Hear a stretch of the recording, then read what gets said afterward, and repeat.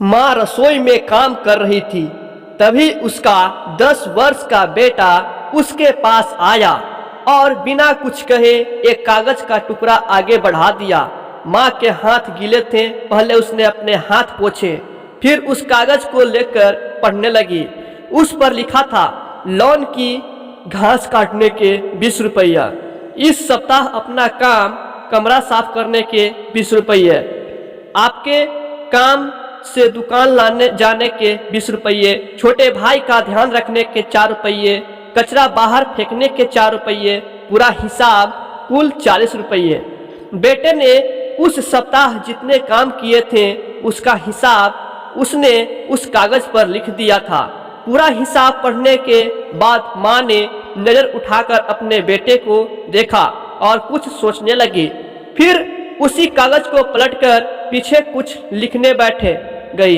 लिखने के बाद उसने वह कागज अपने बेटे को दे दिया। उस पर लिखा हुआ था, 9 महीने जो मैंने तुम्हें अपनी कोख में रखा उसकी कीमत कुछ नहीं।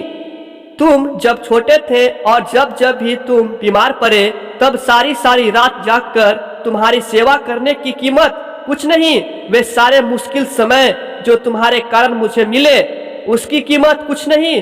तुम्हारे खिलौने, कपड़े, किताबें, खाना पीने की चीजें और यहाँ तक कि तुम्हारी नाक साफ करने की कीमत कुछ नहीं। इन सब में जब तुम मेरा प्यार शामिल करोगे तो उसकी कीमत तो लगाई ही नहीं जा सकती। बेटे ने जब अपनी माँ की लिखी हुई बातें पढ़ी तो उसकी आंखों में आंसू आ गए।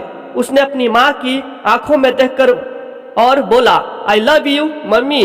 फिर उसने पेन लिया और बड़े अक्षरों में उस कागज पर लिखा, pad in full, please like and subscribe my channel Hindi story.